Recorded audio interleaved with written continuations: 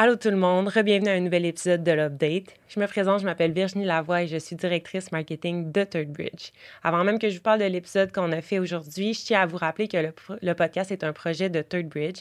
Third Bridge, on est une agence qui est spécialisée dans le développement d'applications web et mobiles et de solutions logicielles sur mesure.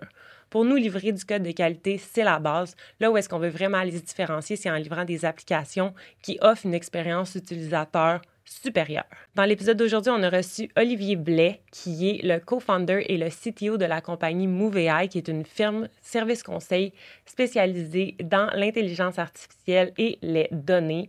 On a eu une conversation vraiment intéressante avec Olivier sur tout ce qui touche l'intelligence artificielle. On s'est repris un peu pour le premier épisode qu'on avait fait sur l'intelligence artificielle. Là, on a vraiment reçu un expert du sujet et c'était vraiment une discussion qui était palpitante.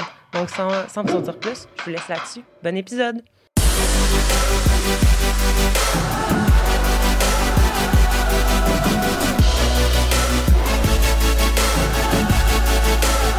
Third Bridge. On travaille toujours sur la prochaine update. Olivier, bienvenue à l'Update. Merci. On est vraiment content de t'avoir aujourd'hui parce que je ne sais pas si tu as déjà écouté un épisode de l'Update. Non, malheureusement. C'est correct. Ben, question piège. Là, c'est ça. En partant, ça part. Mais... Pas coupé, j'espère. Non, c'est continue, bon, tu parfait. peux rester. Mais Alex, tu n'étais même pas là non plus cette fois-là, mais Alex, Pierre-Étienne, Nicolas et moi, on a déjà fait un épisode sur l'intelligence artificielle. Ça n'a pas bien été. Ça a bien été. Ça l'a bien été, mais par la suite, on a eu des petits commentaires. Je pense qu'on n'était pas... On avait fait le disclaimer qu'on n'était pas les personnes les mieux placées pour en parler. Mais aujourd'hui, on réitère à cet épisode-là et on reçoit un expert de l'intelligence artificielle. Donc, merci beaucoup d'être là. Merci beaucoup. Puis, avant de se lancer un peu dans toutes les questions qu'on a pour toi, Alex et moi, on va te laisser te présenter puis nous parler de MoveAI. Parfait. Donc, moi, c'est Olivier Blais. Je suis cofondateur et CTO, donc chef des technologies pour MoveAI.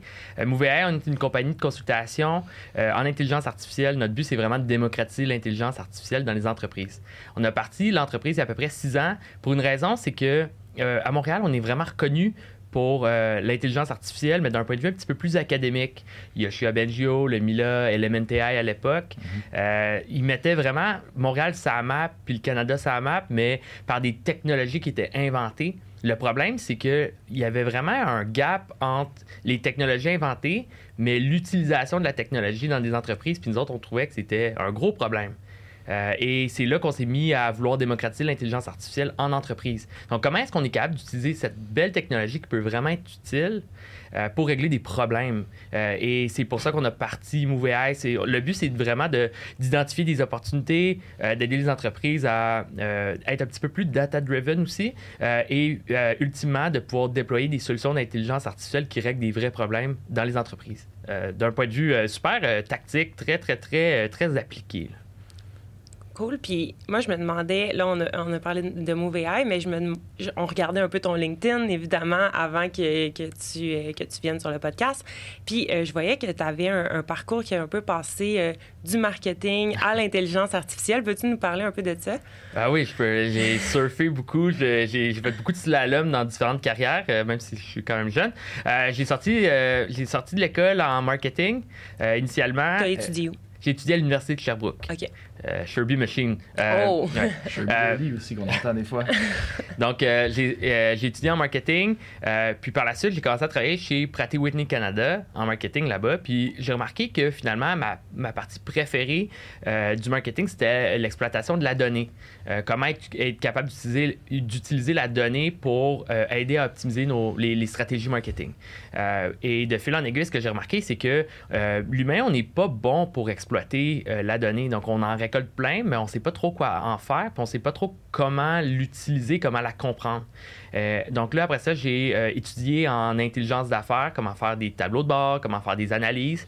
Et même là, même quand tu fais des analyses, puis tu essaies de simplifier au maximum et de communiquer le plus facilement possible par rapport aux données, ça se passe pas toujours facilement non plus. Donc, c'est là que je me suis dit, on va vraiment passer à la prochaine étape qui est d'essayer d'automatiser certaines prises de décision et d'aider les gens à prendre vraiment plus facilement des décisions compliquées. C'est là que l'intelligence artificielle, ça fait à peu près une dizaine d'années, on en parlait, on commençait à en parler. C'est là que j'ai commencé à vraiment m'y intéresser. J'ai fait beaucoup de projets. J'ai appris beaucoup par moi-même aussi. Puis, de fil en aiguille, je me retrouvais à être responsable de l'intelligence artificielle dans une entreprise qui s'appelle Gsoft ou Workleap maintenant. Et c'est là où j'ai rencontré mes partenaires. Donc, c'est des partenaires qui travaillaient là-bas. Un qui était copropriétaire de Workleap et l'autre qui était CEO d'un des produits de Workleap qui s'appelle ShareGate et un autre qui était le vice-président marketing. Et on a décidé ensemble de partir MoveAI parce que c'est les problèmes qu'on essayait de résoudre à Workleap. C'est des problèmes que toutes les entreprises devraient être capables de résoudre, mais c'était déjà assez difficile de le faire dans une entreprise hyper technologique. Je ne pouvais pas croire qu'une entreprise en construction ou une entreprise qui était dans des industries un petit peu plus conservatrices serait capable de pouvoir mettre toutes les ressources puis d'avoir les profils pour livrer ces types de projets-là. Puis c'est pour ça qu'on a décidé de partir MoveAI. Allons-y dans le concret, un problème justement, un problème que vous aviez à l'époque qui vous a inspiré puis qui vous a dit « OK, c'est bon, on a un business case. » Oui, des cas comme par exemple d'optimiser les ventes. À Workleap, il y avait un beau problème, mais ça demeurait un problème, c'est qu'il y avait tellement de prospects puis tellement d'opportunités potentielles de vendre des licences. C'est un beau problème, mais l'affaire, c'est que tu as vraiment des ressources limitées au niveau des vendeurs. Donc, il y avait peu de vendeurs pour être capable de contacter tout le monde. C'était très opérationnel, c'était très humain. Donc, comment être capable d'optimiser ou d'identifier qui était le plus à même de convertir. Donc, c'est qui qu'il faudrait que tu appelles en premier, c'est qui finalement tu ne devrais pas nécessairement appeler tout de suite. Mm-hmm. Même après ça, on est tombé plus sophistiqué. On s'est dit, OK, c'est quoi le contenu à envoyer pour augmenter pour faire progresser chacun des leads. Donc, d'être capable de pouvoir automatiser un peu le flow pour maximiser les ventes. Donc, ça, c'est un des types de problèmes qu'on a fait. L'analyse des parcours utilisateurs dans des outils. Donc, voir c'est qui est plus à même d'arrêter d'utiliser les outils puis d'essayer de les raccrocher, d'augmenter l'engagement, en fait, au niveau de l'utilisation des outils. Ça, c'est un autre type de problème qu'on essayait de résoudre. Donc, il y avait plein de problèmes qu'on essayait de résoudre. Puis, c'était des challenges. Les challenges, c'est comment accéder les données, comment les analyser, mais surtout comment déployer des solutions, puis comment s'assurer que les humains voulaient les utiliser, parce que c'est toute la gestion du changement au bout du compte. On essaye de faire utiliser des nouvelles technologies, de faire transformer les rôles des gens, et il faut que les gens soient ouverts à ça, puis qu'ils fassent partie de la solution, en fait. Dans Workleap, dans la suite Workleap, on utilise beaucoup Office Vibe, qui va bientôt être juste Workleap. Mm-hmm. Et puis, c'est l'enjeu numéro 1. Il faut que les gens l'utilisent. Il faut que les gens répondent aux sondages. Il faut qu'on le rappelle régulièrement.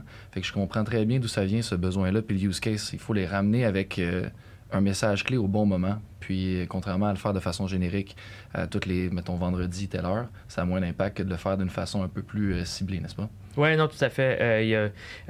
Puis j'ai travaillé aussi sur Workleap, essayer de développer des fonctionnalités. Je ne veux pas trop en parler aujourd'hui parce que c'est des fonctionnalités qui ne sont pas vraiment allées de l'avant. Mais on avait beaucoup aussi d'enjeux au niveau de c'est quoi que tu veux intégrer dans la suite de produits. Des produits à base d'intelligence artificielle, c'est un petit peu plus inconfortable pour les équipes de développement. Donc, comment s'assurer que ces outils-là sont déployés puis sont adoptés par les clients. Puis, c'était des enjeux comme par exemple, je peux peut-être parler d'un enjeu qu'on a regardé pour développer qui n'a pas été de l'avant. C'était d'être capable de prévoir l'attrition des employés des entreprises. Donc, être capable de dire, dans ton équipe, tu as une personne qui est plus à risque de quitter, par exemple. Ça, on l'a exploré, puis techniquement, c'est quelque chose qui était tout à fait possible. On a fait les tests, mais après ça, c'est de se dire, time out, ça peut être dangereux comme fonctionnalité à sortir parce que, probablement, tu peux te tromper. Donc, ça peut avoir un gros impact, se tromper. Puis même quand tu te trompes pas, ça peut avoir un gros impact parce que de ne pas dire exactement c'est qui. Mais là, comment va gérer le gestionnaire avec cette information-là? C'est comme te faire dire, par exemple, ta blonde, selon les données, ta blonde, elle va te quitter elle risque de te quitter dans un an. Mais qu'est-ce que tu fais avec cette information-là? C'est vraiment, ça peut avoir un très gros impact. Donc, ça, c'est un exemple de fonctionnalité qu'on a décidé de ne pas aller de l'avant avec. Mais ça montre ça montre le fait que l'intelligence artificielle, c'est un couteau à double tranchant. Ça peut amener beaucoup aux entreprises, mais en même temps, il faut vraiment faire attention de la façon qu'on l'utilise et de la façon qu'on la déploie pour justement minimiser les risques puis l'impact que ça peut avoir sur la société. Bien, absolument.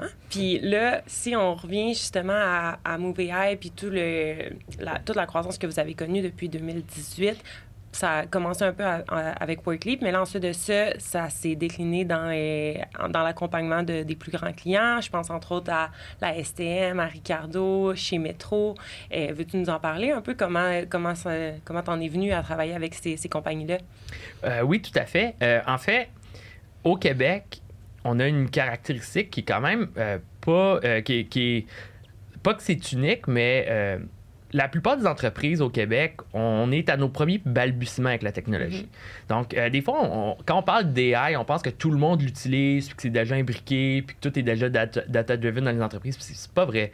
La plupart des entreprises au Québec, il y a certaines exceptions, par exemple les banques nationales Intact Assurance. Il y a certaines entreprises qui ont vraiment des grosses pratiques d'intelligence artificielle. Mais la plupart des autres entreprises, ils commencent, ils voient comment est-ce que je peux imbriquer ça dans mon entreprise? Comment est-ce que je peux déployer une culture qui est axée sur l'intelligence artificielle puis l'exploitation de la donnée? Nous, on s'est dit, si on veut vraiment avoir un impact au Québec, il faut travailler avec des entreprises justement qui ont le désir de le faire, qui ont tous les ingrédients pour y arriver, qui ont juste besoin d'un peu d'encouragement puis de se faire un peu prendre par la main. Et c'est comme ça qu'on s'est retrouvé à travailler avec, par exemple, notre premier client, c'était Pratt & Whitney Canada. Donc, j'avais déjà travaillé là-bas, j'avais tissé des bons liens. Cogeco Connexion, c'est vraiment les premiers qui ont cru en nous. C'est le fun. Puis après, c'est toute une question de cercle vertueux. Donc, plus tu es capable de travailler avec des clients renommés, plus tu es capable de pouvoir te mettre de l'avant, montrer que tu es capable de faire de l'accompagnement auprès de clients. Et ça a bien parti. Après, on a trouvé des belles cultures d'entreprise, justement, qui étaient game d'aller de l'avant. On a eu des premiers wins assez intéressants. Là. Un de nos wins, je dirais, les plus significatifs qu'on a eu, c'est auprès des épiceries Métro. Donc, on a aidé à optimiser le réapprovisionnement pour les produits périssables. Donc, fruits, légumes, viande. Ça, c'est un challenge pour eux parce que il y a une courte période de vie. Par exemple, quand dans le fond, les bouchers préparent des pièces de viande, mais ils ne peuvent pas garder ça des mois sur les étagères. Donc, ils doivent avoir vraiment une bonne compréhension de la demande qu'il va avoir. Parce que sinon, ce qui va arriver, c'est soit que tu en commandes beaucoup moins que ce que tu anticipes, justement pour éviter des pertes, ou sinon, tu es obligé de faire des ventes de feu à tes 70% de rabais, comme des fois on va voir. Et ça, c'est pas idéal pour les entreprises parce que c'est un casse-tête, ils veulent pas jeter de la nourriture.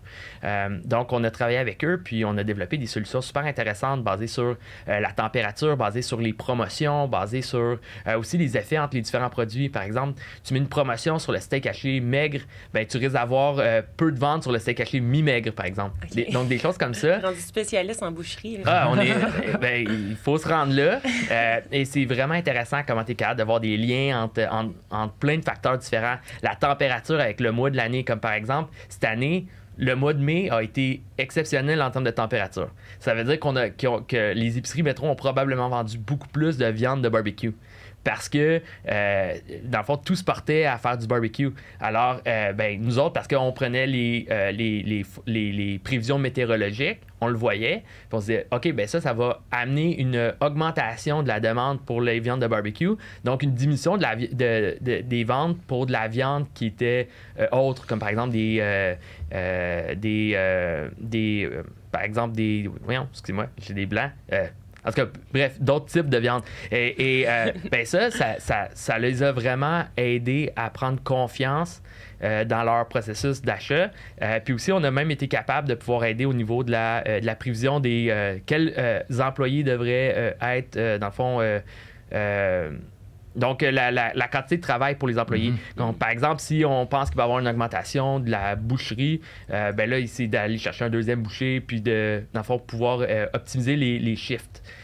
Donc, ça, c'est un exemple. Ça a été un de nos exemples les plus, je dirais, les plus parlants qu'on peut amener une vraie transformation dans les entreprises. Comme par exemple, ça a été déployé dans la plupart des métros au Québec, puis même maintenant, ça s'en va en Ontario, dans à peu près tous les départements périssables de l'entreprise. Donc, on a eu un impact pour la réduction des pertes, puis en même temps sur l'augmentation des ventes pour l'entreprise.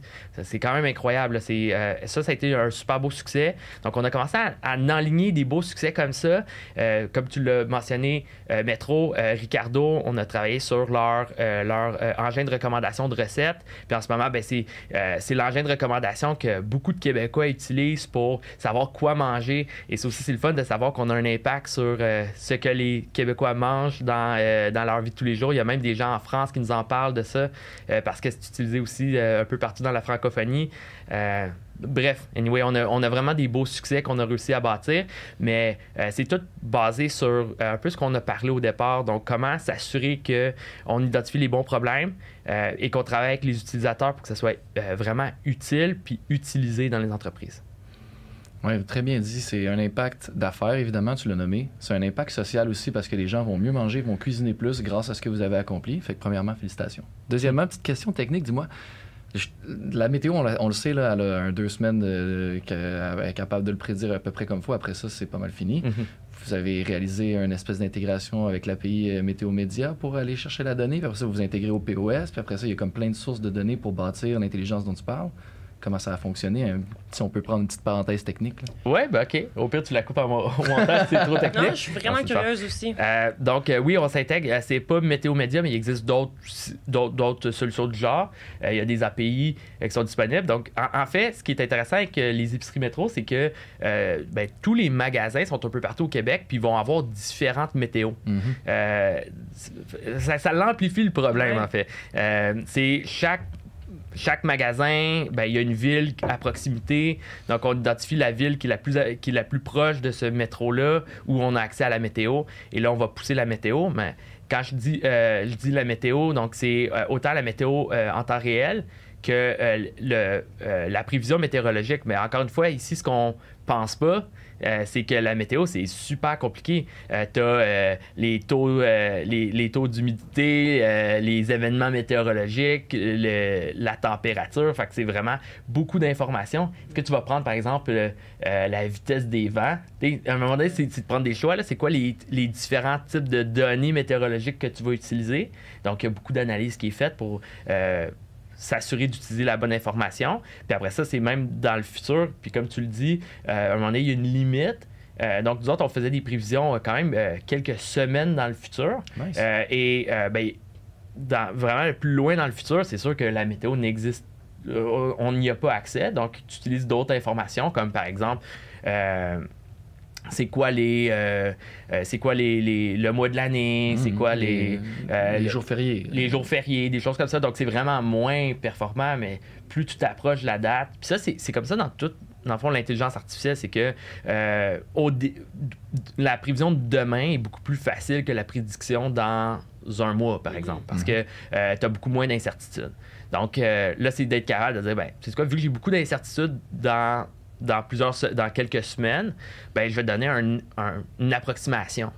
Mais plus tu t'approches, plus tu deviens précis. Donc, il y a aussi cette question-là d'adaptation de la prévision à travers le temps. Je ne sais pas si ça l'aide. Absolument. Ouais. C'est ce que je voulais entendre. Puis les promotions, c'est très variable aussi. Puis il faut que tu t'intègres avec les calendriers de promotion.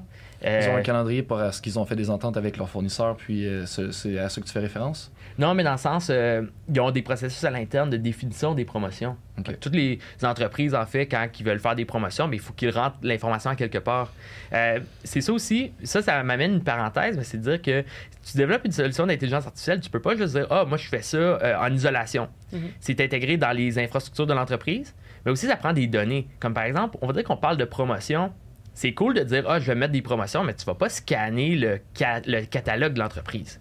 Ce que tu vas faire, c'est que tu vas dire, parce que probablement c'est trop tard, mais l'autre élément, c'est parce que tu as besoin de l'information dans des données un peu plus structurées. Donc, ça, ce que ça veut dire, c'est qu'à un moment donné, tu as un processus où tu as des gens qui vont rentrer de l'information dans une base de données. Puis, si tu as besoin d'avoir les promotions 2 semaines d'avance, il faut que à 2 semaines avant, systématiquement, l'information soit rentrée. Et ça, si tu n'as pas ces règles-là en place, soit que tu les as d'avant, ou tu dis, vu que je veux avoir du succès en intelligence artificielle, je vais mettre un processus hyper rigoureux en place, tu vas pas être capable de l'exploiter, cette information-là. Fait que souvent, il y a beaucoup d'entreprises qui viennent nous voir avec plein d'espoir de faire quelque chose, mais si l'information n'est pas disponible ou pas accessible, on ne peut pas la prendre en considération. Donc, vraiment, moi, je vois l'intelligence artificielle comme, oui, c'est une fin en soi, mais c'est aussi une vision dans laquelle tu vas driver tes opérations. Tu vas dire, OK, attends, pour aller là, parce que ça va m'amener énormément de valeur, voici toutes les actions qu'il faut que je mette en place.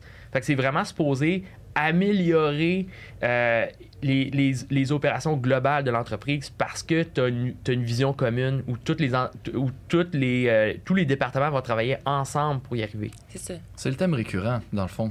Tu parles de la théorie, c'est bien beau. On peut faire de la magie avec l'IA, mais après ça, il y a le modèle théorique et il y a le modèle opérationnel. Toi, tu es dans les opérations, tu amènes ça sur le plancher des vaches, tu permets de la création de valeur en les accompagnant probablement à travers ces décisions-là, quel processus je mets en place, puis comment je valorise ma donnée. Tout à fait, exactement. Puis aussi, l'autre, ça a l'air... ici, je veux pas que les gens pensent que c'est impossible de faire de l'intelligence artificielle parce que je suis pas 100% structuré. Il y a aussi un équilibre à trouver, comme par exemple, un des pièges que les gens vont tomber, c'est souvent de dire « j'ai besoin d'avoir accès à de la donnée ». Fait que je vais me prendre 2 ans puis je vais investir 2 millions de dollars pour faire un data lake puis mettre toute mon information corporative. Ça sera un piège. Ce que tu veux, c'est vraiment t'identifier clairement c'est quoi que tu as besoin comme capacité d'intelligence artificielle. Puis après, tu deviens plus tactique dans ton approche en disant j'ai besoin d'avoir ma donnée POS, par exemple, toute ma donnée transactionnelle. Donc, c'est cette donnée-là sur laquelle je vais focuser. Je ne vais pas focuser sur toutes les sources inimaginables de mon entreprise. Je vais juste focuser sur les types de données qui sont les plus importantes pour livrer mes capacités d'intelligence artificielle que je veux mettre en place. Donc, il faut vraiment être plus agile, plus itératif. Il faut être confortable à travailler aussi avec l'inconnu. Parce que c'est ça, tu vas vers l'avant, tu dis je vais commencer avec certaines sources de données, puis si ça ne fonctionne pas, je vais l'ajouter au fur et à mesure. Parce que sinon, ça ne va jamais finir.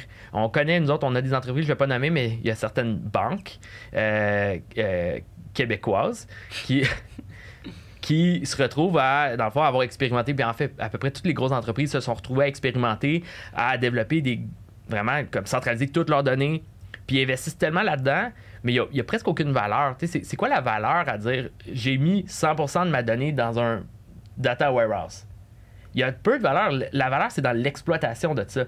Puis le problème, c'est il y en a qui investissent 8, 10, 12 millions pour faire ça.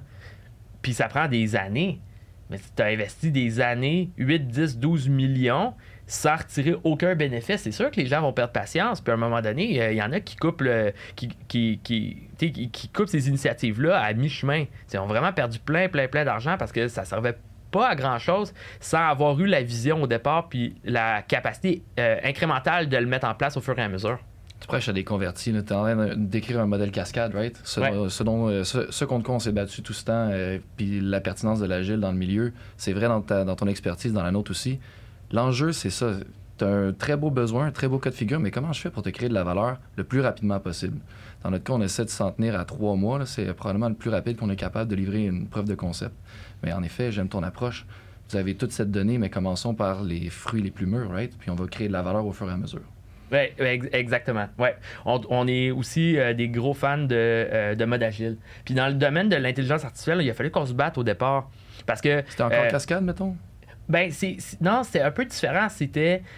Tu avais une mentalité très recherche. Nous allons faire de l'expérimentation. Puis là, tu expérimentes. OK, mais c'est quand tu finis d'expérimenter, à un moment donné, tu dis, il faut que ça finisse. Puis là, c'est comme, non, on va trouver. Puis quand on va avoir trouvé la solution, là, on va pouvoir se commettre. Puis là, tu n'as aucun commitment. Puis c'est pas ça. Ça nous a pris aussi du temps à s'ajuster, mais c'est qu'au départ, on pense que le but, c'est d'atteindre la perfection. Puis ce qu'on remarque, c'est que les entreprises, ils n'ont rien. Puis de tout faire, puis de ne pas avoir de date butoir parce que tu expérimentes pour être capable d'aller l'atteindre la perfection, c'est pas ça que les gens ont besoin. Une première itération qui fonctionne pas pire, puis après ça, tu t'itères, puis tu améliores la performance de ce qui est développé, c'est souvent suffisant.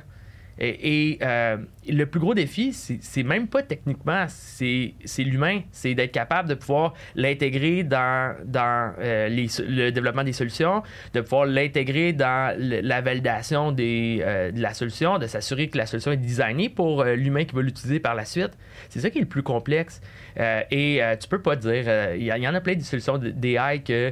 de moins en moins, mais dans les solutions plus traditionnelles, on parlait de solutions qui pouvaient prendre 1 an à faire. 1 an et demi. Nous autres, on essayait de court-circuiter ça tout le temps, mais les faits sont que ça prenait du temps, puis les gens, ils investissaient dans le fond, beaucoup d'argent. C'était des paris très risqués, dans lesquels souvent, c'était des data scientists qui développaient ça, souvent presque en isolation, parce que c'était tellement technique, c'était de la manipulation de données. Mais l'humain, en arrière de ça, il fallait qu'il soit tenu au parfum. Puis quand on fait pas ça, ben, tu te retrouves à développer quelque chose, puis tiens, je t'ai développé ta solution d'intelligence artificielle. Puis c'est comme, ben, ça fonctionne pas pantoute. Puis les gens étaient contre. Puis des fois, les gens, ils réagissaient très mal à avoir des solutions d'intelligence artificielle quand ils faisaient pas partie des discussions. Donc, ils disaient « Ah non, ça fonctionne pas, il y a telle petite erreur que j'ai vue, c'est inacceptable. Il y a une compétition malsaine. » C'est ça le plus gros problème. C'est même pas la performance des modèles d'intelligence artificielle en soi. C'est intéressant ça. Puis justement, pour maximiser une expérience utilisateur de ces solutions-là, c'est quoi les premières étapes? Est-ce que vous commencez avec une phase de recherche? Comment ça se passe? Comment vous entamez un projet? Oui, ben, au départ, on va commencer justement avec des ateliers, donc des ateliers d'exploration, où ce qu'on explore, c'est quoi les différentes opportunités. Après ça, on regarde c'est quoi qui... donc, il y a comme 2 volets à ça. C'est sur la valeur d'affaires que ça va amener pour l'entreprise. Puis l'autre, c'est aussi au niveau de la complexité. La complexité, souvent, on va regarder ça en termes de risques. Donc, les risques d'adoption, les risques associés à la qualité, les risques de performance, les risques de sécurité, ces choses comme ça. Et le but, ça serait d'essayer de trouver les problèmes les moins complexes qui amènent une valeur qui est non négligeable pour l'entreprise. Des fois, il y en a qui vont être tentés à essayer de faire les home runs, les plus grosses opportunités, mais souvent, c'est là où c'est souvent impossible d'y aller, c'est souvent trop risqué. Moi, je suis plus un fan des plus petits projets puis de créer une cadence, créer un momentum à l'interne. C'est ça que tu veux. Ouais. Tu veux développer une solution rapidement, même si c'est pas celle-là qui va amener le plus de bénéfices. Mais tu as déployé quelque chose, ça fonctionne, les gens se rallient, nice, ça fonctionne. Tu t'itères là-dessus parce que tu as commencé à développer une culture de sciences de données. Fait que là, tu t'itères et au fur et à mesure, les initiatives qui étaient plus complexes deviennent magiquement plus faciles. Puis la gestion du changement aussi pour les gens qui l'utilisent se fait vraiment plus facilement. Tout à fait. Donc, c'est vraiment ça qui est bien. Puis par la suite, ce que tu vas vouloir faire, bien, par la suite, je dirais en parallèle, c'est pas juste d'avoir des exécutifs dans une salle qui fait une stratégie, mais c'est aussi d'avoir les utilisateurs finaux. Donc, quand tu identifies, par exemple, les top 3 des initiatives, bien là, tu vas chercher tu vas tenter le pouls sur le terrain. Hey, ça serait-tu utile pour toi? Puis là, d'être capable de pouvoir voir c'est quoi qui est utile, c'est quoi qui est moins utile, c'est qui est le plus mature puis qui est le plus game d'aller de l'avant. Parce que tu vas vouloir aussi aller chercher, de maximiser tes chances d'adoption. C'est le risque le plus difficile à mitiger puis à minimiser. Fait que tu vas trouver vraiment les risques les plus petits en termes d'adoption. Puis après ça, là, tu sais, Là, tu as ton opportunité, ta top opportunité à ce moment-là. Et c'est là où tu commences à travailler. Puis quand tu commences à travailler, c'est là que tu vas essayer de... Et là, ça, c'est pas facile, mais c'est de trouver une façon où tu peux amener les résultats les plus rapidement possible à l'utilisateur avec des phases de test. Puis après ça, ben, tu t'itères sur ça. Donc, et ça, c'est le plus difficile parce que souvent, c'est là qu'on tombe des fois dans nos vieux patterns en disant « je vais essayer de viser la perfection ». Et là, c'est là qu'il faut essayer de court-circuiter ça. Un des gros avantages maintenant qu'on n'avait pas quand on a commencé MoveAI, c'est l'IA générative vient créer, j'appelle ça du time to value. Donc, le temps nécessaire pour générer de la valeur, il est vraiment beaucoup plus petit. Beaucoup. On pourrait parler de 80% de gains en rapidité pour livrer de la valeur. Je ne dis pas que tu vas livrer nécessairement toute la valeur que tu aurais développée, mais pour une première itération, des fois, tu veux commencer une première itération avec l'IA générative. pour montrer justement, voici mon bout en bout, et tu développes une solution, tu montes. En arrière, il y a de l'IA générative, par exemple, qui va créer une première phase. Ça peut prendre quelques semaines tout au plus là, pour avoir quelque chose. C'est pas en termes de mois là, pour développer une solution d'IA générative. Et là, tu es capable de pouvoir démontrer qu'il y a quelque chose qui fonctionne, puis après ça, tu vas peaufiner. Soit que tu continues avec l'IA générative, ou soit que tu utilises des techniques qui sont un petit peu plus classiques parce qu'ils obtiennent des meilleurs résultats. C'est là, après ça, où tu viens peaufiner pour essayer d'améliorer la solution qui va générer le plus de valeur pour l'entreprise. Puis dis-moi, ce gain-là de 80% dont tu parles, c'est dû au fait que les gens sont habitués avec la tech générative. C'est une interface accessible pour eux. Comment on l'explique, ce gain-là? C'est pas juste ça. Il y a vraiment une panoplie de facteurs. D'une part, parce que les gens l'utilisent. C'est beaucoup plus facile. Un autre élément, c'est un peu lié, mais c'est un peu différent en même temps, c'est que c'est en français ou en anglais. Donc, moi, j'aime ça des fois dire, puis je suis un data scientist, fait que j'ai le droit de parler un peu contre ma culture, mais des fois, j'ai tendance à dire que des fois, on a tendance à avoir des équipes de data scientists dans notre petite tour d'ivoire, puis les gens ne nous comprennent pas, puis c'est correct on code, puis nous autres, on comprend, we know the shit, puis on va développer les affaires, puis on va transformer les entreprises quand c'est pas comme ça fonctionne pour vrai. Des fois, c'est un peu naïf de notre part de dire ça. Là, en ce moment, on peut interagir avec le monde. J'ai un super bon exemple de ça que je peux peut-être donner après avec Collège Sainte-Anne. Mais c'est de pouvoir parler en langage naturel. Donc, tu amènes les utilisateurs business dans la conversation. Donc, ils peuvent aider à développer des solutions d'IA. Ça, on n'avait jamais vu ça avant. Après, c'est qu'il y a des solutions qui ont déjà été déployées. Fait que tu n'as pas besoin de déployer des systèmes ou d'entraîner des systèmes. Souvent, j'appelle ça réinventer la roue à chaque fois. Puis ça a des avantages. Des fois, parce que chaque business a son propre langage, sa propre réalité. Donc, c'est pour ça que des fois, on n'enlève pas le fait que c'est possible qu'un modèle qui est propre à toi est le meilleur. Par contre, comme première itération, d'utiliser un modèle qui a déjà été entraîné, développé, ça te sauve énormément de temps. Fait que tu l'utilises, puis à la place d'entraîner ton propre modèle, tu apprends comment le mieux l'utiliser possible pour rencontrer tes besoins personnels. Donc, c'est de la façon qu'on va, à la place, dans le fond, utiliser une technologie existante. Puis, il y avait aussi un autre élément, c'est le fait que tu as déjà des interfaces. Ça, c'est game changer. Il y a 1 an et demi, il n'y avait pas ça. Là. Il y a 1 an et demi, des solutions d'intelligence artificielle, c'était super nerdy. C'était souvent trop compliqué. C'était pas des interfaces clean. C'était souvent beaucoup trop d'informations. C'était beaucoup de graphiques, beaucoup de tableaux, parce que des fois, on a tendance à assumer que les gens qui vont l'utiliser, que les utilisateurs finaux, c'est des gens qui ont une capacité à analyser l'information puis à faire de l'analyse de données. Quand souvent, c'est pas le cas. Souvent, les utilisateurs finaux, en fait, je ne veux pas assumer, mais les utilisateurs finaux, ils ont des jobs, puis des fois, ces jobs, c'est pas d'analyser des données. Donc, des fois, il faut que tu sois capable de pouvoir avoir des interfaces faciles à utiliser, puis des bonnes expériences utilisateurs. Et, par exemple, OpenAI avec ChatGPT, c'est la première fois qu'on a vu une solution d'intelligence artificielle qui était facile à utiliser pour le commun des mortels. Et ça a changé la game. Donc, en ce moment, on est capable de réutiliser les termes, réutiliser les interfaces. Par exemple, Microsoft utilise le mot Copilot. Donc, Copilot, c'est devenu un outil de Microsoft. Donc, le penchant, dans le fond, de ChatGPT, mais pour Microsoft, c'est Copilot. Et ce terme-là, moi, ça a changé de la façon dont je parle au monde. Avant, je disais, c'est là pour t'aider, l'intelligence artificielle. Maintenant, je dis, c'est un copilote pour toi. Tu as les mains sur le volant, tu as un copilote qui vient t'aider. Donc, vraiment, maintenant, toute la culture qui a été déployée dans la dernière année, c'est tout pour faciliter l'adoption de l'IA. Donc, tout ça mis ensemble font que tu vas court-circuiter le temps que ça te prend pour développer un système d'intelligence artificielle. Ouais, beau topo. Ouais, on le comprend, le 80%. Là. Merci. Ouais. Puis, je voulais revenir sur le Collège Sainte-Anne. Le Collège Sainte-Anne, parce que celle-là, je trouve que c'est un... Honnêtement, il y a certains... Il y a plein de belles initiatives, puis nos clients, j'adore travailler avec nos clients, puis j'adore nos clients, puis toutes les problématiques puis les opportunités sur lesquelles on travaille. Mais il y en a certaines qui parlent un petit peu plus. Et celle-là, le Collège Sainte-Anne, j'ai beaucoup aimé la progression qu'on a eue parce que on a travaillé sur cet outil-là depuis à peu près... ça fait à peu près 1 an qu'on travaille là-dessus. Donc, vraiment, on a vu l'IA générative évoluait au fur et à mesure. Mais il faut que je revienne dans le passé. Le Collège Sainte-Anne, ils ont gagné plein de prix dernièrement pour justement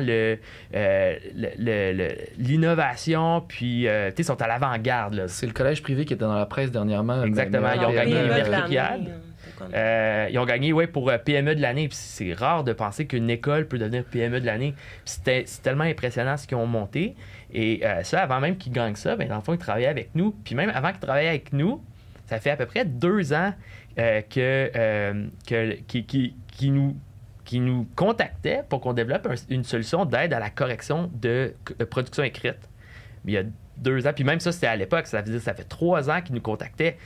Il y a 3 ans, là, ça leur aurait coûté cher, ça aurait été vraiment complexe de développer un outil comme ça parce qu'il fallait que tu réinventes la roue, fallait que tu réentraînes un modèle pour apprendre le français et c'était pratiquement impossible de le faire. Donc, on disait merci, mais non merci, puis c'est rare. Moi, je veux pas dire non à des business, je suis entrepreneur, là, je veux pas dire non à des clients, surtout des clients qui ont pas froid aux yeux puis que vraiment, c'est eux autres qui veulent aller de l'avant. Mais là, quand l'IA générative est arrivée, c'est eux qui nous ont contactés et qui ont fait là, vous pouvez pas me dire non. J'ai testé ChatGPT, puis ils sont pas pires pour me donner des bons résultats. Puis là, on a dit écoute, c'est sûr qu'on veut travailler avec toi là-dessus. Donc, on a travaillé avec eux pour développer justement un outil qui permet la correction de production écrite pour les élèves du primaire secondaire. Au départ, les professeurs étaient inquiets. Ils étaient inquiets parce que tu touches à leur turf. Mais en fait, c'est drôle qu'ils soient inquiets de ça parce que quand tu y penses vraiment, puis moi, ma belle-mère, c'est une professeure de 2e année du primaire et elle se retrouve, dans le fond, c'est le soir et la fin de semaine qui font des corrections. Ah oui. C'est même pas le fun. C'est pas le fun de faire des corrections, mais un problème que tu as, qui est connu, c'est mieux qu'un problème potentiel que tu connais pas dans le futur. Fait que les autres, ils se disent, sais-tu quoi? Je travaille de soir et de fin de semaine, mais au moins, je sais que demain, puis la semaine prochaine, puis l'année prochaine, je vais avoir le même problème. Fait que je comprends que ça fait partie de ma job, puis je suis prêt à vivre avec. Donc, il fallait qu'on combatte ça. Et justement, quand on parle de gestion de changement, ça part dès le départ. C'est d'aller chercher l'acceptation des professeurs avant même le déploiement. Parce que sinon, si tu ne penses pas à ça, tu développes de quoi? Tu te dis, tiens, un outil qui aide la correction de dictée, puis là, finalement, il ne l'utilise pas, puis il pointe toutes les erreurs. Il était supposé corriger telle erreur, ils ne l'ont pas faite, puis c'est très malsain.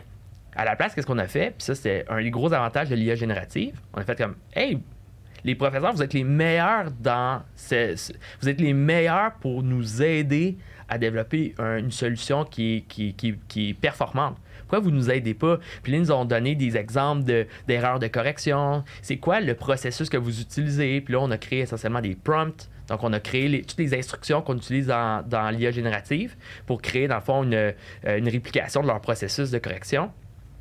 Puis, après ça, on a développé une solution qui fonctionnait super bien. Ce qui était le fun, c'est que quand mon équipe est arrivée puis a démontré qu'on battait les benchmarks puis qu'on était meilleur que beaucoup dans le fond, que la moyenne des professeurs, disons, là, je vais simplifier ça. Et les professeurs se sont fait des high five. Ils étaient hyper contents dans le fond, de battre leur performance. Et ça fait juste montrer à quel point de pouvoir avoir les utilisateurs finaux qui font partie du développement, ça amène tellement de fierté à la fin et tu viens de contrecarrer complètement les risques d'adoption. Parce que eux autres, c'est même plus. La question, c'est est-ce qu'ils vont avoir peur de l'adoption? C'est plus. Non, ils vont tellement être excités d'utiliser une technologie qu'ils ont développée. Et ça, c'est quelque chose qu'on ne pouvait pas faire avant. Parce que c'était tout le temps un proxy. Ils nous donnaient des besoins. OK, on revient dans 2 mois, on va développer des affaires. Puis là, tu présentes des graphiques. C'était super compliqué. Maintenant, c'est en français ou c'est en anglais. Ouais, ils peuvent voir les résultats concrètement, rapidement. Là. Puis ça change la donne dans l'adoption. Puis justement, l'adoption. Nous, ça va être ma déformation professionnelle. Là. Je vais essayer de ne pas le faire trop souvent, mais je vais te ramener là, juste pour qu'on jase. Là. Il y a l'IA qui est une chose, une tech en soi. Après ça, nous, notre expertise, c'est le reste qui l'entoure, c'est l'enveloppe. Comment est-ce que vous le développez? Est-ce que vous l'avez in-house, cette offre de service-là? Ils veulent l'utiliser dans une web app, par exemple. C'est vous qui allez la réaliser? On travaille tout le temps en partenariat avec d'autres entreprises parce que ça, c'est un clou qu'on martèle tout le temps. l'IA, c'est pas juste un modèle d'IA. Souvent, il y en a qui vont faire ça, puis ça, c'est un des gros pièges que les entreprises ont, c'est qu'ils vont développer... donc, ils vont investir pour un modèle d'intelligence artificielle, puis là, après ça vit sur un laptop, puis ils montrent « Hey, regarde la courbe, elle est bonne! » OK, cool, comment qu'on l'utilise? Ah non, il faut qu'on investisse pour développer justement des apps. Et souvent, ce qu'on va voir, c'est que dans un projet, typiquement, on va parler de 10 à 20% des efforts sur le modèle d'IA. Fait qu'on focus tout le temps là-dessus, on parle juste de ça. Mais concrètement, pour qu'un système soit déployé, c'est à peine 10 à 20% des efforts. Le reste, c'est tout le développement de la solution puis la gestion du changement. Puis d'habitude, les gens, ils vont pas investir là-dedans. Donc, ils se retrouvent à avoir un système qui fonctionne sur un laptop. Puis après ça, tu mets ça au vidange parce que ça sert à rien si tu n'as pas l'argent pour le faire, pour même qu'il soit utilisable. Donc, accessible. Accessible. Ouais. Donc, tu as un data scientist qui a ça sur... Puis là, je caricature, bien entendu, mais tu as un data scientist qui va avoir un système, qui va avoir un modèle d'AI sur son laptop. Personne n'est capable de l'utiliser, donc finalement, c'est pas utilisé. Donc ça, on va le voir souvent. Ça, on martèle justement pour dire non, il faut que tu regardes le full, il faut que tu regardes le système au grand complet. C'est hyper important. Puis j'aime ce que tu amènes. Par exemple, dans les épiceries métro, là, on n'a pas juste prédit la demande pour les produits périssables. On a fait une intégration dans SAP. Je sais pas si vous savez c'est quoi. SAP, c'est... Le ERP des ERP. C'était probablement le coût du projet juste pour l'intégration SAP parce que c'est gros. Puis en plus, quand tu développes des solutions comme ça, il faut que ça soit robuste. C'est qu'est-ce qui arrive quand il n'y a pas de l'information ou quand l'information dans les systèmes ne sont pas accessibles, comme par exemple dans des cas où tu vas aller puiser de l'information dans des bases de données. Ça peut arriver des fois que les bases de données ne sont pas mises à jour, que les bases de données sont vides ou qu'il y a des changements. Bien, comment tu t'assures que ta solution va tout le temps retourner des bons résultats? Donc, tu as vraiment... Pour développer une solution fonctionnelle, il faut que tu investisses beaucoup plus que dans le modèle. Et ça, il faut que les gens le comprennent. Puis, j'aime que tu amènes ça parce que justement, c'est... Quand on parle de démocratisation en business, c'est une considération hyper importante. Parce que les gens ne vont pas acheter un modèle d'AI, ils vont acheter vraiment un système, une solution fonctionnelle. Puis en plus, tu parles de gestion de changement. Vous avez des experts pour accompagner un peu l'humain à travers tout ça ou encore là, c'est un partenaire? Oui, on a, puis des fois, on va faire affaire avec des partenaires. Donc, c'est un peu... je dirais, ça dépend des cas, ça dépend des complexités de transformation qui est nécessaire. Je dirais que nous, moi, une des façons je compare le plus Move AI, c'est qu'on est souvent... par exemple, si un système complet d'intelligence artificielle, c'est un hôpital, par exemple, nous, on va se retrouver être l'aile des chirurgies. Souvent, ça prend... c'est tough, c'est nécessaire, puis... tu as besoin d'avoir un département qui fait de la chirurgie parce que tu veux que parce que c'est hyper critique pour un hôpital. Par contre, tu vas avoir plein d'autres départements. Donc, par exemple, si je reviens dans notre cas, là, ça serait tu as le département du numérique, tu as le département de la formation, tu te retrouves à avoir plein de besoins autres que juste le développement de solutions d'intelligence artificielle. Puis même si un chirurgien est capable de faire de la médecine interne puis de la médecine de famille et tout, mais sa spécialité est pas tout. Donc, une personne qui est spécialiste en intelligence artificielle, des fois, va être un peu trop technique, va pas nécessairement être le meilleur pour faire de la formation. Donc, c'est pour ça que là, on se retrouve à développer certains pôles d'expertise, mais après ça, on vient compenser beaucoup avec aussi des partenaires. Donc, il y a on est en train de bâtir aussi un beau réseau avec des partenaires pour développer des solutions qui sont, oui, des solutions qui sont performantes, mais aussi avec de la formation, avec de la stratégie. Donc, on a aussi beaucoup de stratégies à l'interne pour justement essayer de compenser. Puis au fur et à mesure, on essaie de développer tous ces pôles d'expertise-là pour être un one-stop shop aussi. All right. Ouais. Bonne chance avec tout ça. En effet, la stratégie, je t'avais averti hors studio, mais philosophie à Saint-Saëns. La stratégie, c'est souvent ce que tu décides de ne pas faire. Là, après ça, si tu veux être un guichet unique, il faut que tu desserves à peu près toutes les spécialités que tu viens de décrire de notre hôpital fictif. Il y a encore des cases qui vous manquent dans l'échiquier. C'est quoi le prochain projet? Plutôt, allons-y avec la prochaine itération de Move AI, mettons. Oui, c'est une bonne question parce qu'en fait, en ce moment, on est encore en train de digérer c'est quoi ça veut dire l'avènement de l'IA générative. Là. C'est pas tout à fait facile parce qu'il y a une progression naturelle qui se fait. On peut pas aller plus vite que la population de la façon qui entrevoit ça. Mais en fait, oui, on peut aller plus vite, mais on peut pas aller trop vite.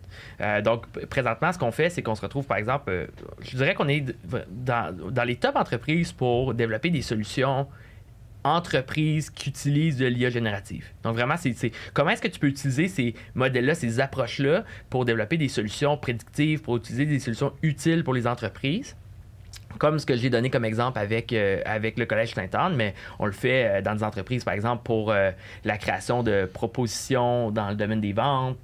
On fait même des outils d'aide à la migration de données avec l'IA générative. Fait que vraiment, on exploite au maximum ce que l'IA générative nous amène. Mais là, on voit que ça commence à se transformer, l'industrie. On va parler de plus en plus d'automatisation. On va parler d'agents qui vont être capables de pouvoir faire de l'automatisation de processus de A à Z. Comment est-ce qu'on ingère ça? Comment est-ce que... Aussi, on fait la part des choses, parce que l'IA générative va répondre à certains besoins, mais on va pas scraper ce qu'on a fait jusqu'à date avec des méthodes plus traditionnelles, parce que les méthodes plus traditionnelles vont bien fonctionner avec, par exemple, du forecasting, des techniques d'optimisation, comme comment tu optimises, par exemple, une chaîne de production.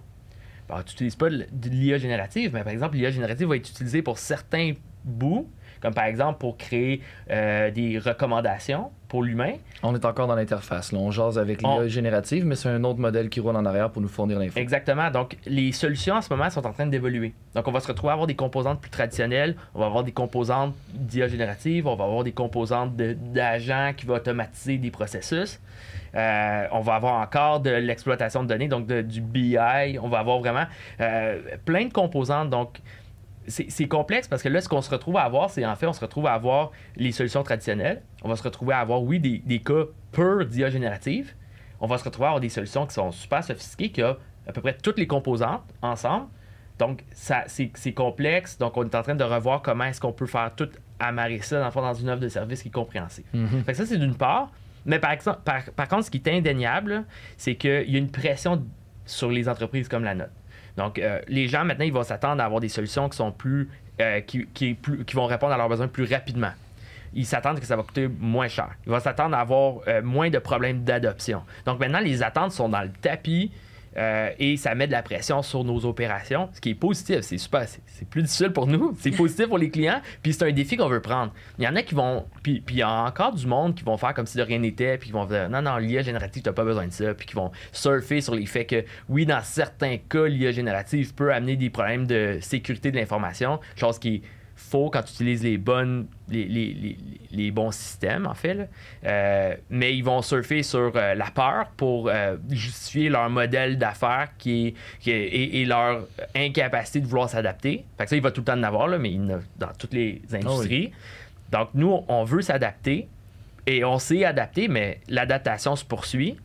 Puis en plus, ce que ça veut dire, c'est, OK, comment est-ce qu'on déploie plus de projets plus rapidement, parce que c'est ça que maintenant les gens veulent. C'est des projets plus rapides. Fait qu'en fait, il va y avoir probablement, puis ça, j'en vois ça. Je pense, moi, une de mes perspectives, c'est qu'il va y avoir moins de projets de multimillions de dollars sur plein d'années pour développer un système d'intelligence artificielle. Il va y en avoir moins de ça. À la place, il va y avoir plus de projets de plus petite envergure.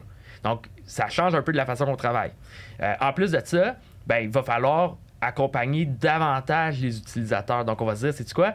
Comment s'assurer de rester, dans le fond, d'avoir une croissance pérenne? C'est de mettre plus de cordes à nos arcs. Donc, comme un peu ce que tu disais, tu as plein de départements. Si on veut être un one-stop shop, là, maintenant, on peut penser à le faire parce que, justement, il y a plus de pression sur la modélisation, mais ça nous permet, nous autres, des belles opportunités d'accompagner mieux les clients.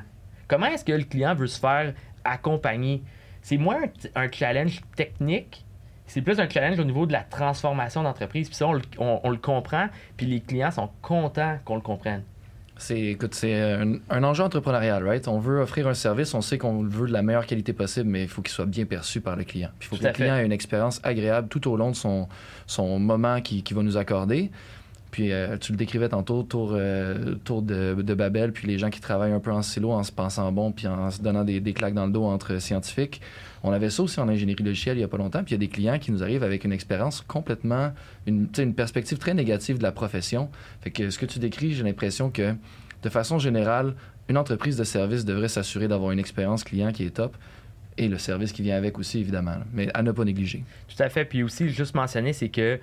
puis, j'exagérais, là. J'aime ça, y aller d'exagération, mais c'est juste pour montrer que il y avait des incompatibilités. Donc, l'aspect technique parlait difficilement à l'aspect business. Okay? C'est plus ça que j'essaie d'illustrer. Et c'est vraiment le fun de voir que maintenant, ça se réduit. Ces gaps-là, ils se réduisent. Et c'est tout à l'honneur de la démocratisation de l'intelligence artificielle. Fait que moi, même si, oui, j'ai des enjeux entrepreneuriaux qui sont associés à ça, mais c'est des enjeux qui sont juste positifs pour tout le monde. Ils sont positifs pour nous parce qu'ils sont positifs pour le client. Fait que les gens vont vouloir en faire plus. Parce que maintenant, c'est de moins en moins un pari risqué. Moi, ce que je disais, c'est qu'à l'époque, c'était un pari. Les clients que tu avais, c'était des clients qui étaient prêts à aller au casino puis ils jouaient avec le house money. Là. Ils disaient, moi, j'ai 1 million à mettre. Puis là, après ça, tu avais des Scaly High, tu avais des fonds, des fonds gouvernementaux, des programmes gouvernementaux qui étaient prêts à mettre, par exemple, à donner 40%. Donc, il dit, par exemple, si tu te qualifies, ben, on va donner 30, 40, 50% de la facture du projet en fonds. Donc, ça réduit le house money que tu mets. Fait qu'à la place de dire, OK, ben je vais pas parier 1 million, je vais parier 600 000. Mais c'est quand même, ils voyaient quand même ça comme un pari. Et c'est pas ça que tu veux. Tu veux pas parier. Puis nous, dès le départ, on n'y allait pas avec, bon, on va essayer notre maximum, la gang, mais c'est pas grave si on l'a pas. C'est pas ça qu'on disait. Non, on va l'avoir, là. Mais ça change pas le fait que les gens voyaient ça comme un pari. Et là, de moins en moins. Fait que tout le monde est gagnant en ce moment avec les changements technologiques qu'on voit. Et il suffit d'être capable de bien les implanter dans l'entreprise pour justement faire le maximum d'impact au Québec. Puis ce serait quoi justement pour les entreprises qui ont peut-être un frein, qui ont pas osé encore, qui voient encore ça comme un pari? Selon toi, les premières étapes pour commencer à inclure tranquillement l'intelligence artificielle dans ses pratiques, y a-tu des quick wins, mettons? Bien, il y a des quick wins. Il y a, encore une fois, je le répète, l'IA générative te permet rapidement de tester un cas d'usage. Ça, je ne niaise pas. Des fois, en une demi-journée, tu es capable de voir si quelque chose risque de fonctionner ou pas. C'est super vite de voir si ça fonctionne ou pas. Puis après ça, si tu veux le mettre en production, c'est une autre paire de manches. C'est un peu plus long. Mais au moins de savoir que ça risque de fonctionner. Puis regarde, physiquement, ça va ressembler à quoi? Ça ressemblerait à quoi? Ben, c'est positif pour eux. Donc, ça va les motiver à aller à la prochaine étape. Puis la prochaine étape n'est pas dans des mois. Là. C'est pas comme on te montre ça une demi-journée, bon, on s'en reparle dans 6 mois. Non. Après ça, quelques semaines après, tu as déjà une première version qui roule, puis là, après ça, tu l'améliores. Donc, c'est sûr que tu vas préciser quel cas d'usage tu vas affronter en premier.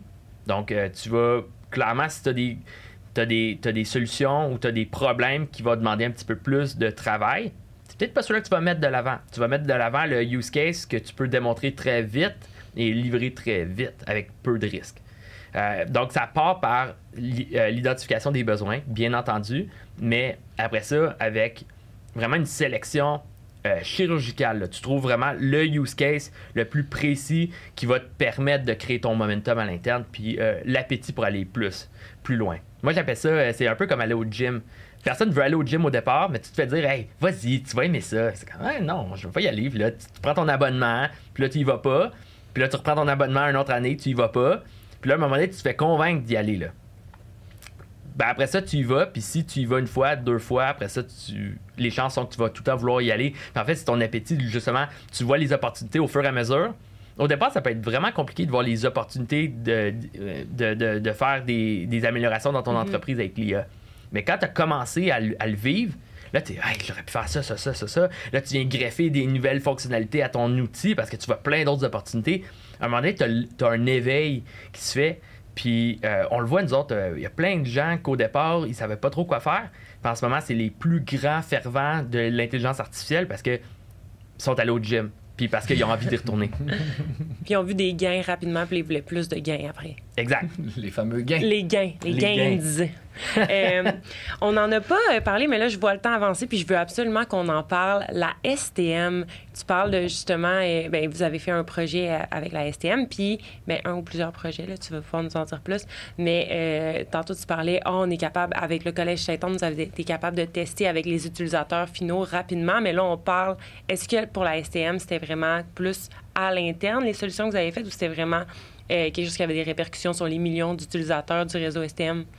C'est une bonne question. En fait, premièrement, la STM, d'un point de vue entrepreneurial, ce que j'ai vraiment été content, c'est que la STM, le projet qu'on a fait avec eux, c'était en 2021, dans le milieu de la COVID. Nous, on a perdu tous nos projets en même temps, puis là, on se grattait la tête. OK, qu'est-ce qu'on peut faire pour continuer à opérer? Là, tu te dis, OK, on va faire de la formation, on va être créatif. Mais à un moment donné, c'était des années très difficiles dans le domaine de la technologie, parce que quand les gens ne savent pas c'est quoi qui va survenir, c'est la première chose qui va arrêter, c'est l'innovation. Et là, la STM sont arrivés en disant, on a un projet, on veut favoriser la distanciation sociale. Parce que c'est un des enjeux, les gens ne voulaient pas prendre le métro à cause justement qu'ils avaient peur d'être trop, dans le fond, de se mettre à risque. Donc, on a travaillé avec eux. Et ce qui est intéressant dans ce cas-là, ça aussi, c'est une de mes fiertés, c'est que il y avait 2 personnes dans leur équipe qui faisaient de l'intelligence d'affaires, qui faisaient des dashboards, qui faisaient des analyses, qui étaient super compétents.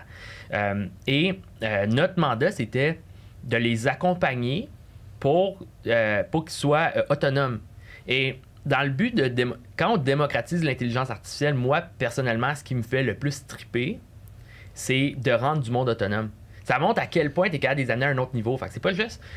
Puis j'aime l'argent, là. Puis j'aime continuer à travailler avec des entreprises. Mais si je suis capable de continuer à travailler avec des entreprises parce qu'ils en veulent plus, puis parce que je les ai rendus autonomes, c'est la cerise sur le sundae. Je suis extrêmement content. Et ça, justement, on a été super... dans le fond, on a été capable de leur donner plein d'outils. Puis... donc, on a développé une première phase, justement, d'un outil de prédiction de l'achalandage. Puis, on va le voir dans, par exemple, sur la ligne orange. Si on va sur la ligne orange, sur les télévisions, tu vas voir, dans le fond, les 2 prochains métros. Puis, il y a le nombre de personnes, là, c'est entre 0 bonhomme, puis ça va jusqu'à, je pense, 3 ou 4 bonhommes. Puis ça, c'est le niveau d'achalandage. Puis, même, ils vont donner l'achalandage par voiture du métro. Donc ça a vraiment été développé pour l'aide à la distanciation sociale.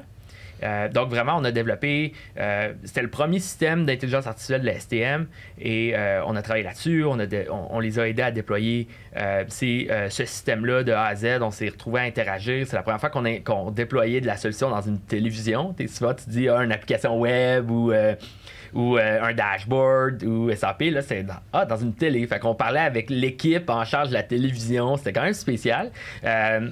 Et ça a bien fonctionné. Mais comme je l'ai dit, moi, ce que j'ai été le plus content, c'est qu'après ça, tout de suite après, l'équipe en place était capable de faire des updates. Puis vraiment, il y avait un niveau de compétence qui était ahurissant. Là. Pour le temps qu'on a passé avec eux, ils ont tellement été bons pour internaliser l'information. Puis après ça, ils déployaient des nouveautés, puis ils updataient les modèles, puis ils amélioraient. Puis vraiment, ça a fait une belle culture. Puis ça, c'est sûr que là, en ce moment, on travaille plus. On est dans le fond, on recommence d'autres projets, mais un peu dans d'autres départements de la STM.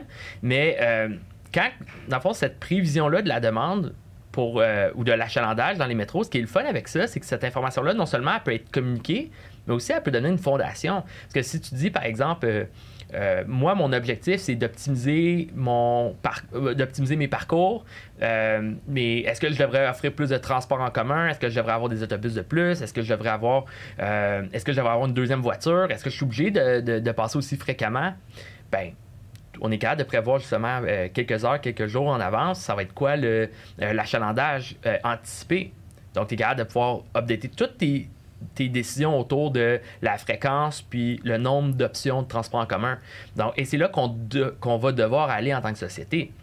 Là, en plus, dernièrement, là, avec les taxes il y a une taxe qui vient d'être mise en vigueur sur les immatriculations de voitures, par exemple, dans le Grand Montréal. Ben, ça refait poser la question aux gens, est-ce que notre argent est bien investi dans les transports collectifs, puis dans les transports en général?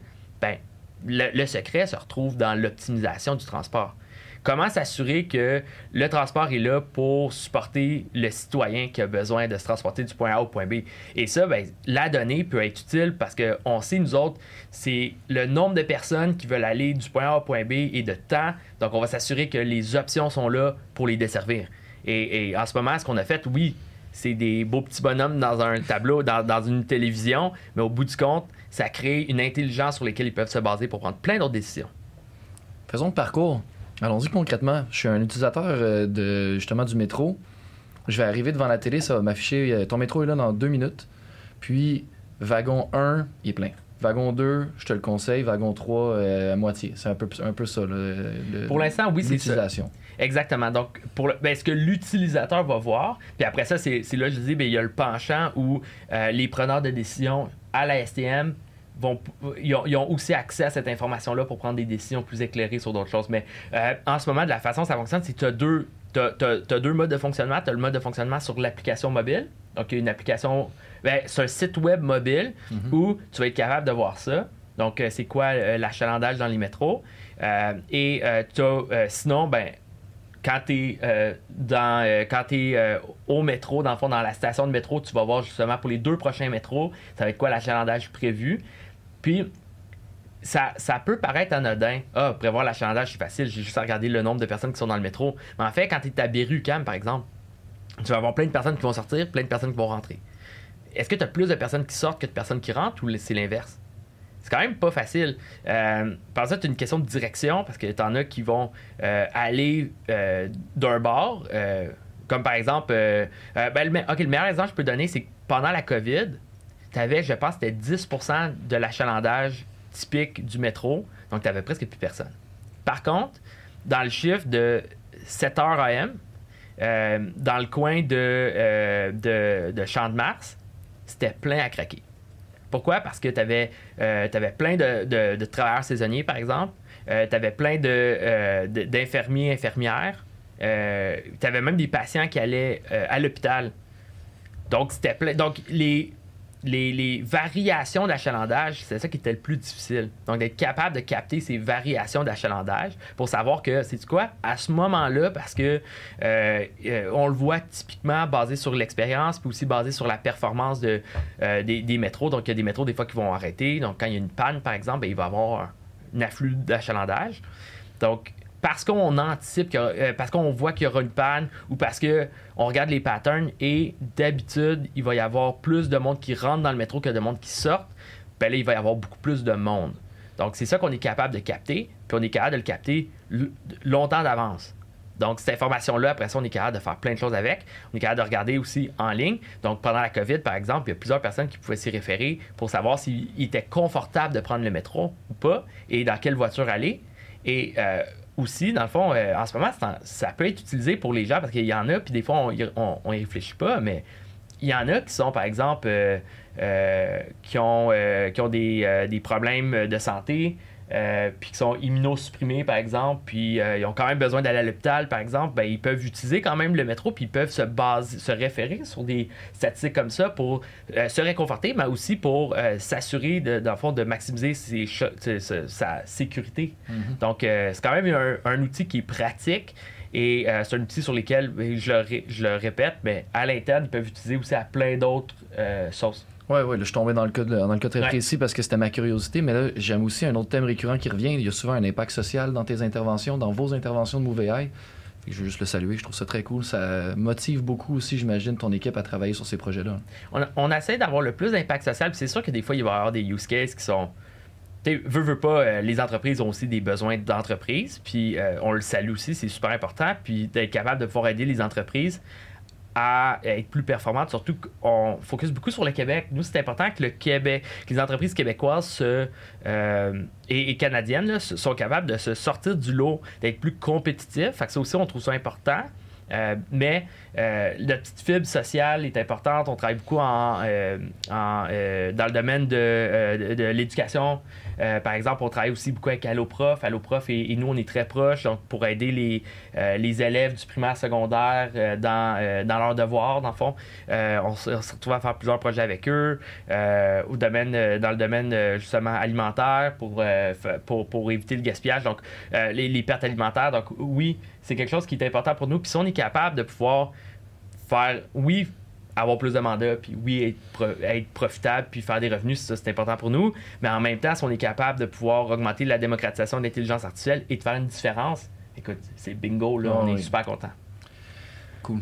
Vraiment, très inspirant. Oui, vraiment intéressant. On est déjà rendu au dernier segment. Hein? Ça va vraiment vite. C'est vraiment intéressant. On a notre petit segment qui est la question dans le chapeau. Oh. Donc, on te laisse piger une question. Tu y réponds. Si tu y réponds adéquatement, on te donne la tuque, même s'il fait genre 25 degrés dehors. On n'a pas reçu nos casquettes encore à notre défense. Je te laisse piger une question. OK. Lis-la à voix haute, s'il te plaît. Si j'étais un fruit, lequel serais-je? Non, c'est pas vrai. C'est la deuxième fois qu'on se fait faire ça. Ah oui? C'est trop tentant. L'autre fois, c'était combien je bench? Combien tu benches? Combien tu benches? Ouais, ça... 210 kilos. Non, c'est pas vrai. Quelle est la pire implémentation de l'IA que tu aies jamais vue? Oh oui, ça aussi, là, on te met du négatif, là. Quelle est la pire implémentation de l'IA que tu aies jamais vue? C'est une bonne question. OK, j'essaie de penser à ça. La pire implémentation de l'IA que j'ai jamais vue. Ah, il y en a une qui... OK. Je vais pas parler des projets de MovieAI parce qu'ils sont tous exceptionnels. Oh, c'est clair.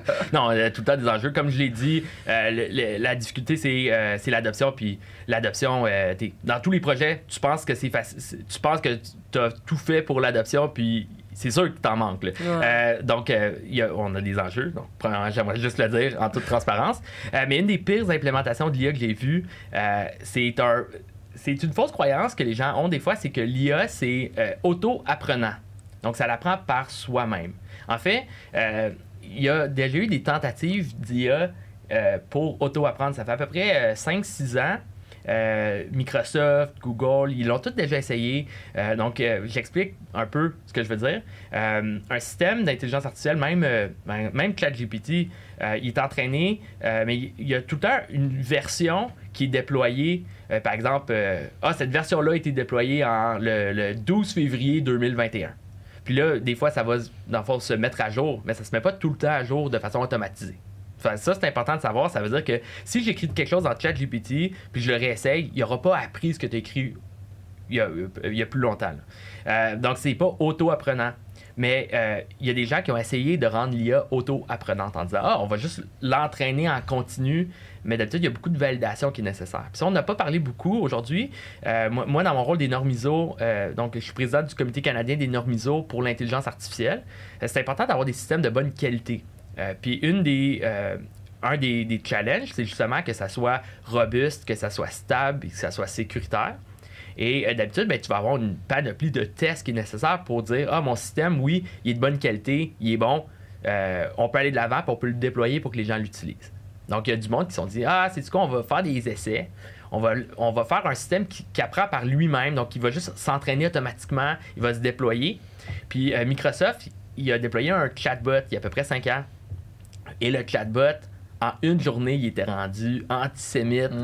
Il était raciste parce que des gens, ils ont juste troll le chatbot, ils écrivaient des propos racistes et ça l'apprenait par soi-même. Donc, ça créait, dans le fond, ça l'empirait la situation. Et c'est là où, dans le fond, ce qui est spécial, parce que d'habitude, tu ne veux pas déployer des systèmes utilisés par tous.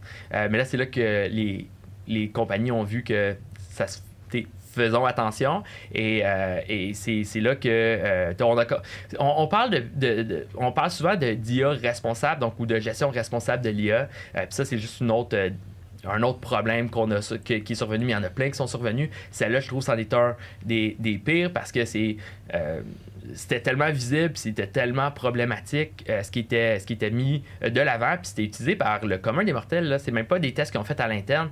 Donc, puis c'était même pas supposé être un test, en fait. C'était supposé vraiment être une solution. Il avait mis ça de l'avant comme « Ah, ça, c'est la nouvelle... c'est les nouvelles... une des nouveautés au niveau de l'IA, c'est qu'on est capable de faire ça maintenant. » Puis là, c'est la grosse affaire. Puis finalement, c'était un gros fail. Ils ont été obligés de le décommissionner puis de le retirer. Fait que je dirais, ça, c'est un des problèmes que j'ai vu, mais il y en a tout plein, là. Surtout au niveau de... Malheureusement, c'est souvent au niveau de la sécurité des solutions où ce qu'on voit, c'est des problèmes du genre. Ben oui, puis j'ai l'impression qu'on aurait pu faire un épisode complet aussi juste sur tout ce qui est normes ISO, responsabilité éthique. C'est vrai qu'on n'est pas allé dans le Doomsday Scenario encore. Ça m'a tenté, mais on très vite. Mais d'un point de vue positif, ce qu'on peut voir, c'est qu'il y a plein de lois qui s'en viennent en vigueur. Il y a plein d'outils qui existent. Donc en ce moment, c'est inconfortable, mais dites-vous que ça va s'améliorer vraiment d'ici peu. Donc il y a vraiment beaucoup d'efforts qui sont mis par la communauté internationale, puis beaucoup au niveau canadien.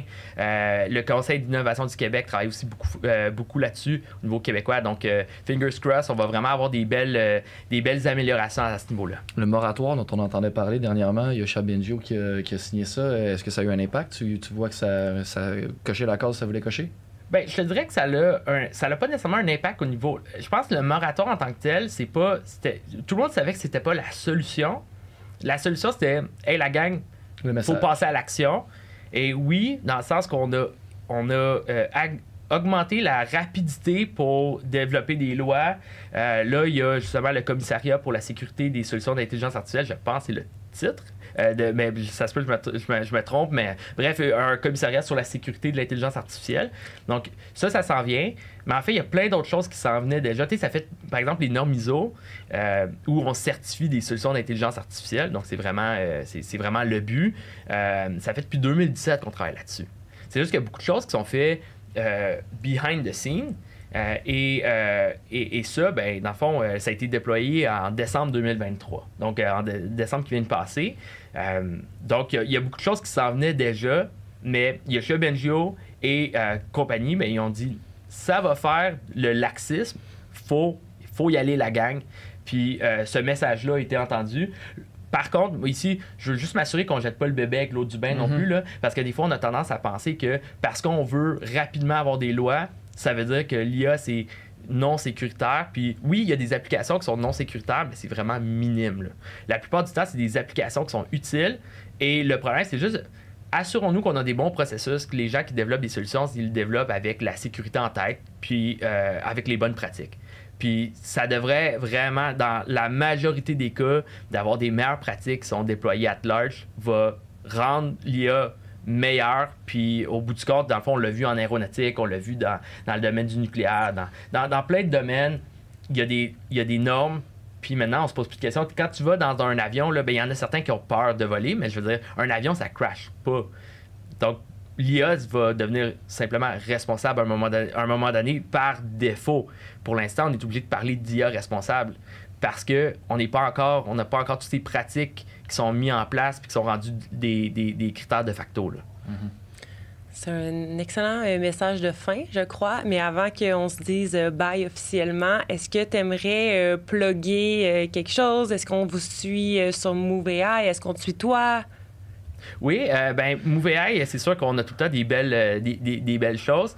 On cherche tout le temps du monde compétent aussi. Si jamais il y a des gens, il y a des data scientists qui sont rendus jusqu'à la fin, peut-être que je les ai offusqués à un moment donné dans cette part. Mais data scientists, des développeurs de données aussi. Donc, on cherche quand même une panoplie de rôles pour nous supporter dans notre croissance. C'est super important. Sinon, ben MoveAI, on est très actif. On fait plein d'événements. On est un peu partout. On veut vraiment, comme je disais, le but, c'est de démocratiser l'intelligence artificielle. Donc, si vous êtes intéressé de savoir comment est-ce que l'intelligence artificielle, ça se fait concrètement dans des entreprises, MoveAI, dans le fond, c'est vraiment un beau point de départ. Donc, vous pouvez venir sur notre site web, sur notre LinkedIn. Sinon, moi, je suis très actif aussi. Je dors très peu. Ça paraît quand on regarde mes posts sur LinkedIn. Je suis dans plein d'initiatives à gauche puis à droite. Je suis passionné. Je sais pas si ça a paru. Je suis quand même passionné par ce que je fais. Tu m'as rendu passionné, je pense. Comme ça. Mais en fait, cette passion-là se ressent aussi dans toutes mes choses que j'entreprends. Donc, je vous invite aussi à consulter mon LinkedIn. Il est aussi très garni. Génial, avec plaisir. On te souhaite quand même de te reposer à un certain Oui, point, c'est ça. parce que moi, j'ai lu ton LinkedIn puis j'étais déjà fatigué, je pense. All right, ben merci beaucoup, Olivier. Merci à vous. Merci beaucoup.